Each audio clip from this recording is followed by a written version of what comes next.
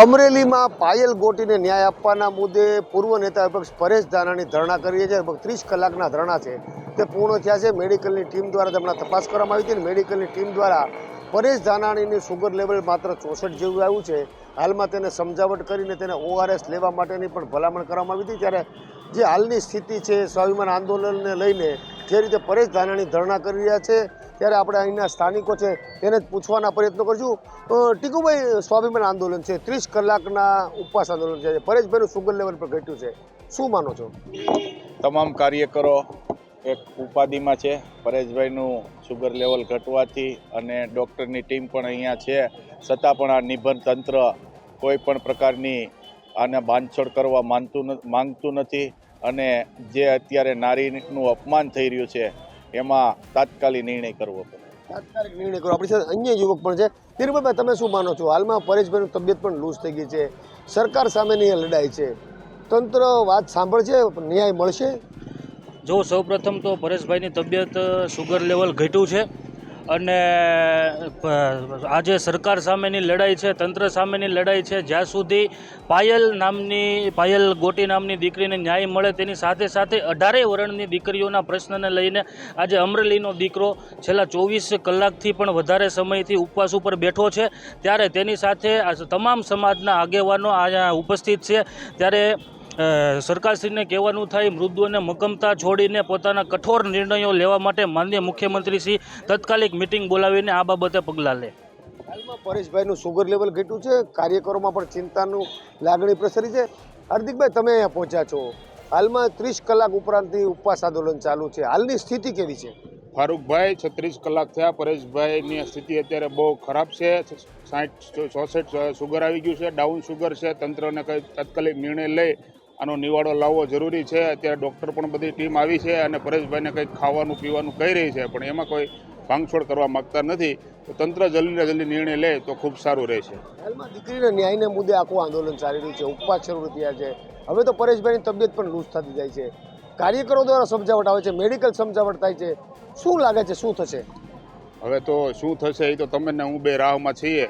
જે થવું જોઈએ એ જલ્દી થાય, નિર્ણય લે અને જે તંત્ર એની ઉપર એક્શન લે તો આ વાતનો નિવાડો આવે અને દીકરી પાયલને એનો પોતાનો હકને નિર્ણય મળે.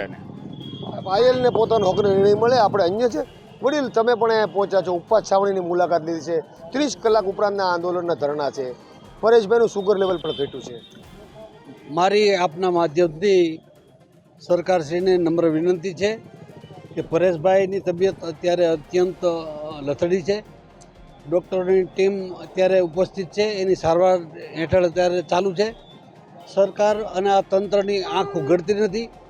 વારંવાર પરેશભાઈ અને અમારી આખી ટીમ, વીરજીભાઈ હોય, પરેશભાઈ હોય, ઠાકરસિંહભાઈ હોય કે પ્રતાપભાઈ હોય, દર વખતે ઉપવાસ કરે છે અને સરકાર દ્વારા કોઈ આકરા પગલાં લેવામાં આવતા નથી.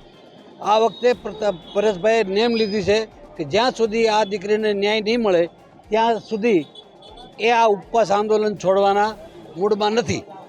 પરેશભાઈ ઉપવાસ આંદોલન છોડવાના મૂડમાં નથી. જ્યારે આપણી સાથે એના અન્ય સ્થાનિક છે.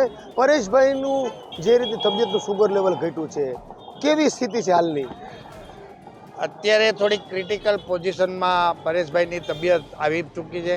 છેલ્લા 36 કલાકના ઉપવાસમાં એમણે આ તંત્રને જગાડવાનો પ્રયત્ન કર્યો, પણ દુઃખ સાથે કહેવું પડે છે કે આ નિંભર તંત્રને કોઈ માનવીય સંવેદના ન હોય અને માત્ર મગરના આંસુ સારતી હોય એવું તંત્ર કામ કરી રહ્યું છે. ત્યારે અમારે દુઃખ સાથે કહેવું પડે, અમે પરેશભાઈને વિનંતી કરીએ કે પ્લીઝ તમે ઉપવાસ માટે અત્યારે થોડુંક ઓલો લ્યો, વિરામ લ્યો, પણ એ માનતા નથી. એવો એમ જ કે હું પરિણામ સુધી આમ કરવા માગું છું અને આનું પરિણામ નહીં આવે ત્યાં સુધી મારે જે કરવું પડે એ કરવા મારી તૈયારી છે. બાકી હું બાંધછોડ કરવા તૈયાર નથી. પરેશભાઈ બાંધછોડ કરવા તૈયાર નથી. ત્યારે આપણે અન્ય યુવક છે. મનીષભાઈ, તમે શું કહેશો? પરેશભાઈની તબિયત વીક થઈ ગઈ છે, સુગર લેવલ ઘટી ગયું છે, હાલની સ્થિતિ કેવી ને પરેશભાઈને તમે શું કહ્યું? પરેશભાઈની તબિયત આ સતત 2 દિવસથી આમરત ઉપવાસ કરવાને લીધે અત્યારે એની તબિયત છે લથડી ગઈ છે. પરેશભાઈને અમે વિનંતી કરીએ છીએ કે થોડુંક લીંબુ પાણી પી લો અથવા કોફી પી લો, પણ પરેશભાઈ ના પાડે છે. જ્યાં સુધી ગુજરાતની આ દીકરી પાયલને ન્યાય ન મળે ત્યાં સુધી મારે લીંબુ શરબત પણ નથી પીવું અને કોફી પણ નથી પીવી. એટલે પરેશભાઈને અમે 2 હાથ જોડીને વિનંતી કરીએ છીએ કે તમે આ નિષ્ઠુર સરકાર છે.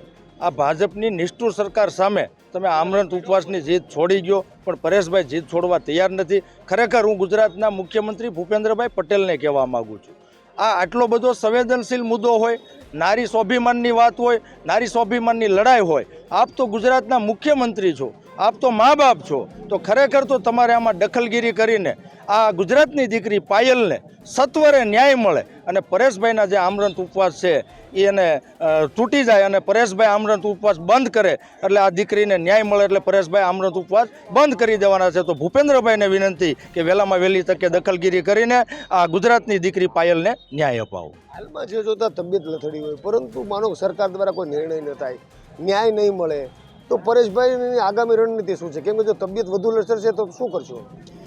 પરેશભાઈએ સ્પષ્ટ કીધું છે કે જ્યાં સુધી આ દીકરીને ન્યાય ન મળે અને જે આમાં જવાબદાર વ્યક્તિઓ છે એમની સામે પગલાં ન ભરવામાં આવે ત્યાં સુધી હું ઉપવાસથી છોડવાનો નથી.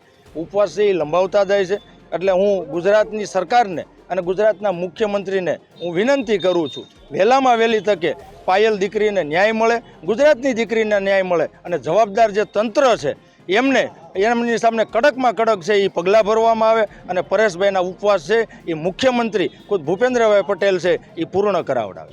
મુખ્યમંત્રીને રોજ માંગ કરી રહ્યા છે. આપણી સાથે વીરજીભાઈ ટુંબ છે. વીરજીભાઈ, પરેશભાઈનું સુગર લેવલ ઘટી ગયું છે, 64નું આવી ગયું છે, મેડિકલની ટીમ હમણાં આવી હતી, શું સલાહ આપી?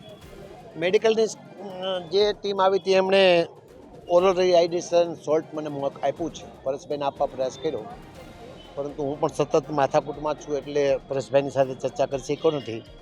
હમણાં કોઈપણ સંજોગોમાં એને આદેશ આપીને પણ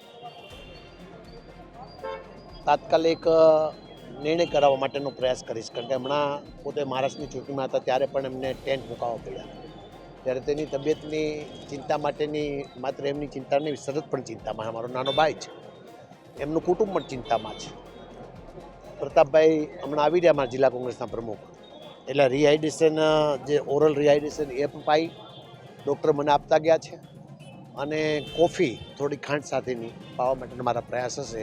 મને વિશ્વાસ છે એક સારા કાર્યકર્તા તરીકે મારા આદેશનું આજ સુધી એમને અવમૂલ્યન નથી કર્યું, તો મારે તો આપની ચેનલ મારફત જિલ્લા પોલીસ વડાને વિનંતી રજૂઆત કરવી છે કે આટલું બધું ચાલે છે, તમારા મનમાં હવે આવી ગયું છે સાચું શું છે ખોટું શું છે.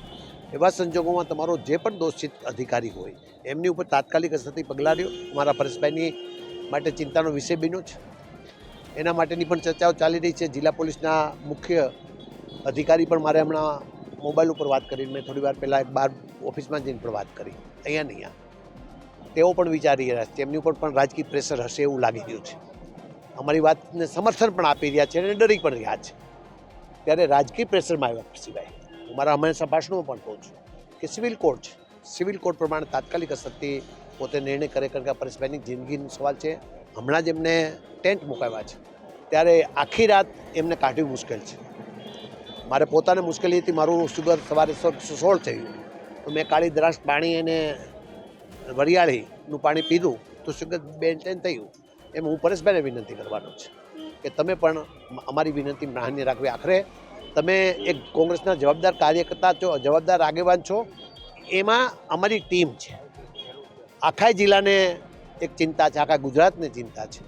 ત્યારે મને વિશ્વાસ છે કે પરેશભાઈ મારી વાતને માન્ય રાખશે ને પ્રતાપ ભાઈ જોડાઈ રહ્યા છે. અમે બંને એને ફોર્સ કરીને પણ શુગર લેવલનું જળવાય એના માટે કોફી પાવી પડે તો કોફી પાવીને આ રિહાઇડ્રેશન ઓરલ સોલ્ટ જે પાવાથી તાત્કાલિક શુગર લેવલ બેલેન્સ થતું હોય છે એ પણ પાવા માટેનો મારો પ્રયાસ હશે. વિરજીભાઈ, જે રીતે પરેશભાઈનું શુગર લેવલ ઘટી રહ્યું છે, 31 કલાક જેવા ઉપવાસ આંદોલન થઈ ગયા છે, છતાં પરેશભાઈ ટસના મસ ન થતા. માનો કે ન્યાય ન મળે તો આગામી શું રણનીતિ અપનાવશો?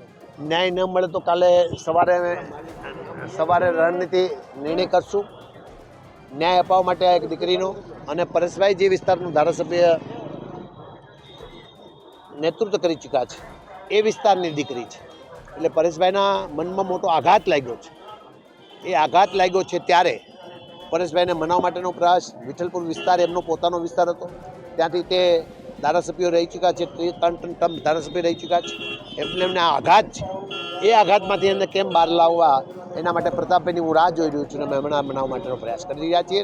એ દરમિયાન જિલ્લા પોલીસ વડાને આપણી ચેનલ મારફત અને એમના જે કોઈ નાના મોટા અધિકારીઓ મારી સાથે વાત કરે છે એમને પણ મેં કહ્યું કે તાત્કાલિક નિર્ણય કરવામાં આવે એ બહુ જરૂરી થઈ ગયું છે.